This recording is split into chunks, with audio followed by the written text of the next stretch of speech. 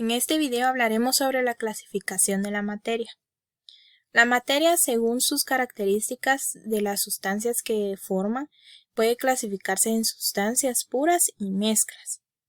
Las sustancias puras están formadas por la única sustancia.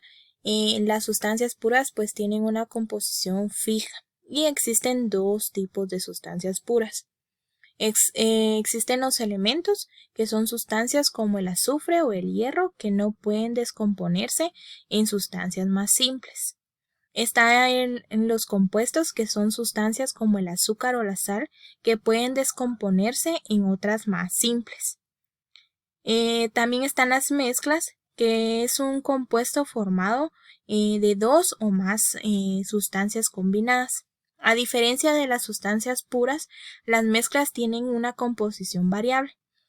Dentro de ellas pues encontramos las homogéneas y las heterogéneas.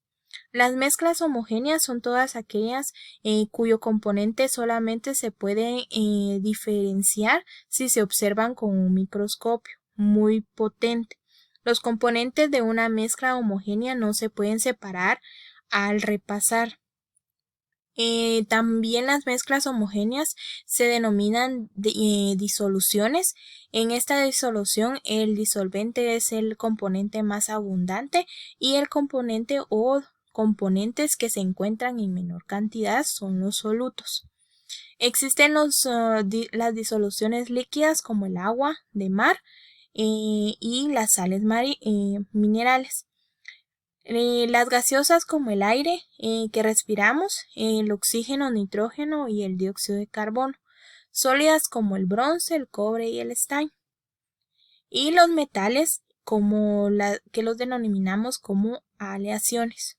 Dentro de las mezclas heterogéneas, pues son todas aquellas en las que podemos diferenciar sus componentes a simple vista o con ayuda de un microscopio óptico.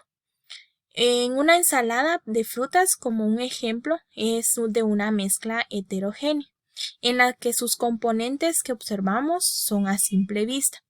Cuando los componentes de una mezcla son pequeños, es más difícil determinar de qué es lo que se trata esa mezcla. En estos casos, según la medida en el que el comportamiento de los componentes se distingue, se denomina como caloides, suspensiones y emulsiones. En los caloides, pues las partículas se mantienen suspendidas en el líquido y no separadas al reposar. Un ejemplo de ellos puede ser la mayonesa, la leche, la gelatina de colores. En las suspensiones, pues las mezclas en sus componentes sólidos, uno de los líquidos iniciales consigue una mezcla de aspecto uniforme.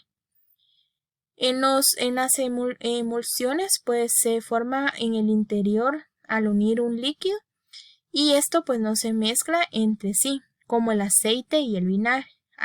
El vinagre es un ejemplo de una emulsión. También encontramos la separación de las mezclas. A veces pues es necesario separar los componentes de una mezcla. Según sea la mezcla, ya sea homogénea o heterogénea, se utilizan métodos de separación. En la separación de las mezclas heterogéneas, pues los componentes que se mezclan se separan mediante procesos mecánicos. Los dos más habituales son los siguientes. Está la filtración, que se utiliza para separar mezclas entre sólidos y líquidos. Se hace para separar estas mezclas por un filtro que retiene las partículas sólidas. Está la decantación, que se emplea para separar mezclas de los líquidos de la densidad de diferentes sólidos de un líquido. También está la tamización, que consiste en separar los componentes más sólidos en función de su tamaño. La imantación también se emplea por un imán que separa los componentes magnéticos de una mezcla. Dentro de la separación de las mezclas homogéneas encontramos también los métodos físicos un poco más habituales, como por ejemplo la evaporación, que es una técnica para separar la mezcla sólida disuelta de un líquido. También está la destilación, que se emplea para separar las mezclas homogéneas de líquidos, que se hierve a temperaturas diferentes. Este proceso se considera en calentar la mezcla en un recipiente cerrado y conectar unos conductos para que pueda de esta forma pasar pues el otro componente a otro recipiente. También encontramos la materia y los materiales. Vamos a definir entre estos dos. Los seres vivos están rodeados de distintos objetos que nos permiten pues realizar diferentes tareas y llevar una vida más cómoda. Todos los objetos están elaborados a partir de materiales muy diversos. Están los plásticos, que son uno de los materiales más utilizados para la elaboración de todo tipo de objetos. También está la ropa, que es una vestimenta que puede estar confeccionada con materiales como la lana, el algodón y las fibras sintéticas. Los pigmentos, que son el principal material a partir del cual se elaboran distintas pinturas. La madera, que es un material muy utilizado para la construcción y la fabricación de muebles. Un material es la sustancia o la materia que tiene alguna propiedad útil para el ser humano. Dentro de los materiales pues encontramos varias clasificaciones según su origen, como por ejemplo de origen artificial, que son los materiales obtenidos mediante procesos químicos, y los materiales de origen natural son materiales de origen natural obtenidos mediante tratamiento físico, como por ejemplo de origen animal, de origen vegetal. Encontramos de origen mineral también. A lo largo pues de la historia, el desarrollo técnico científico ha permitido la elaboración de nuevos materiales y dentro de ellos pues vamos a conocer por ejemplo la cerámica, que es un material de origen mineral que se elabora aplicando diferentes procesos químicos a la arcilla.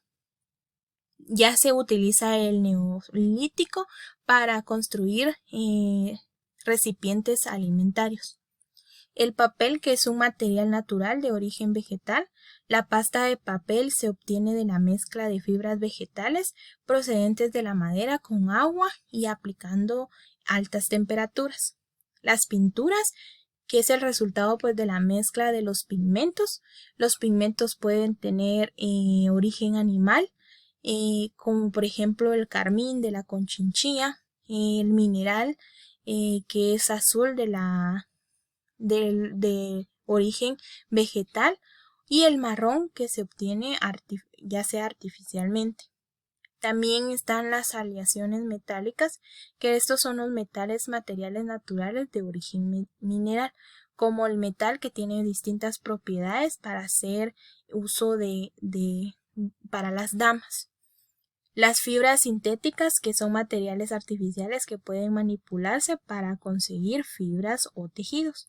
Y los plásticos, que son materiales artificiales, en muchos casos son derivados del petróleo. Sus utilidades son muy variadas y el primer plástico elaborado fue presentado en 1909.